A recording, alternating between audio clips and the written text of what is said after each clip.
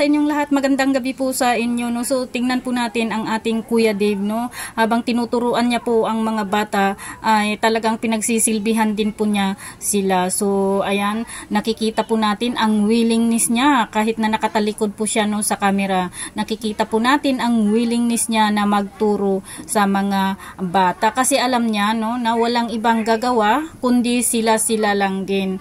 Yung pagtulong guys sa kanya ay talagang bukal sa kanyang loob kagaya po ng kanyang tatay kasi nakikita po niya sa kanyang ama, no, na ang kanyang ama ay kahit hindi na magpahinga makatulong lang po sa mga nangangailangan. So ito po ang isa sa kinaiinggitan po nila sa ating Kuya Dave, kaya po hindi po maampat-ampat ang pambabati ko sa batang ito, pero sabi ko nga dahil po ang Diyos ay kasama niya, ang Diyos ang nakasubaybay sa kanya, kaya hindi po nagsasaksis yung mga gustong magpabagsak sa batang ito at pati na rin po sa Tikram Vlog, no?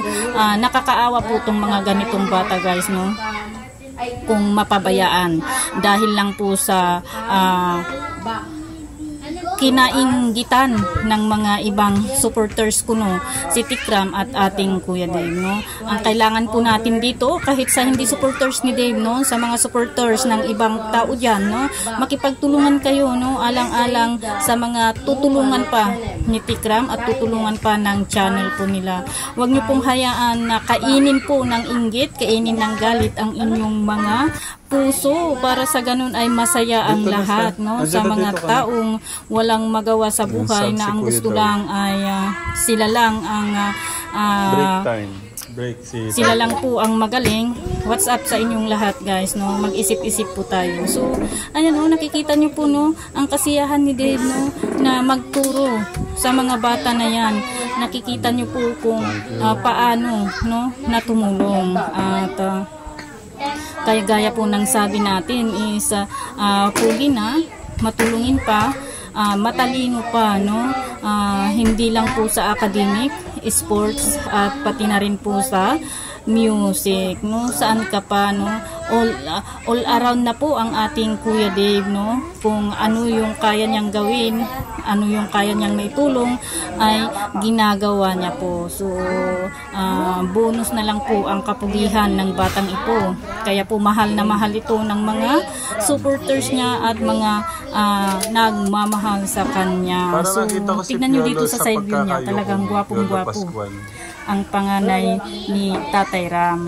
So ayan po guys, no, at titignan po natin para nakita ko kung si ano ang mangyayari dito sa usapan nila.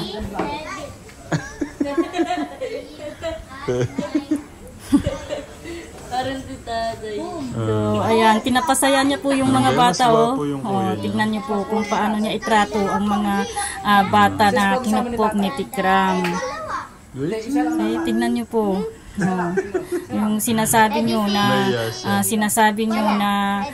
makasarili si Dave, hindi po yan makasarili, no. Siya po ang inspirasyon ng mga batang iyan para sa ganun ay pagpatuloy nila ang pag-aaral nila. At andyan din po si Nanay Carmen, talaga kung makatitig na talaga naman din sa panganay ni Tikram ay wagas, no, Nanay Carmen. Gwapong-gwapo daw si Nanay Carmen sa ating Kuya Dave. So ayan, good luck Kuya Dave, ipagpatuloy mo lang ang mga magagandang katangian, no, na pinapakita mo na ginagawa mo.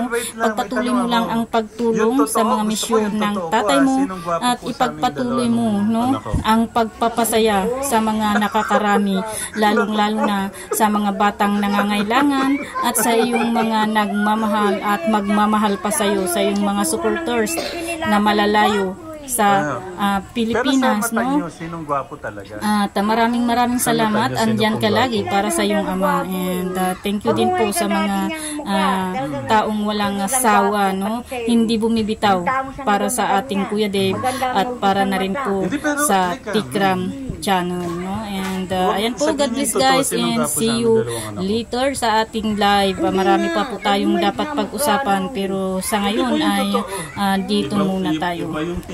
Ayan, magandang gabi ulit sa inyong lahat, and bye-bye po. Sila nagbuhay ka mukha, pinakita sa akin. Kagwapo, no, o katao sa akin, no. Pero Nay Carmen, mas gwapo ako. Oo. Mas gwapo ako yung anak ko. Parehas gwapo. Hindi, Nay Carmen, gusto ko yung totoo. Parehas naman eh. Sabi rin, sige parehas. Oo. Ayaw niya. Kailangan kasi tawi-tawi